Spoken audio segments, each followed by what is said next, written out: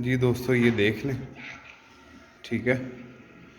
ये मेल है, ये कड़ी इसको पड़ी हुई है, ठीक है। इसके साथ ये फीमेल है। ये दोस्तों पेयर अवेलेबल है, पेयर लगा हुआ है, ठीक है।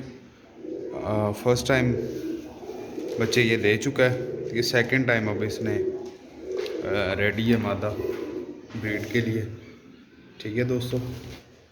जिस भाई को पेयर समझ आए वो भाई रब्ता कर ले, ठीक है। आंखों का क्लोज़अप जिस भाई को चाहिए होगा उसको आइज़ क्लोज़अप भी मिल जाएगा। मैं कोशिश कर रहा हूँ क्योंकि ये करीब नहीं आने देते,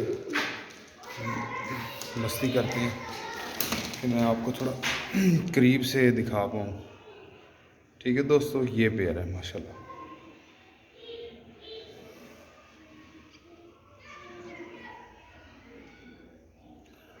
माशाल्लाह लंबी नोकें हैं, मादा की भी लंबी नोक है और नर की भी लंबी नोक है, ठीक है। जिस भाई को समझ आ जाए वो भाई रब्ता कर ले। बहुत शुक्रिया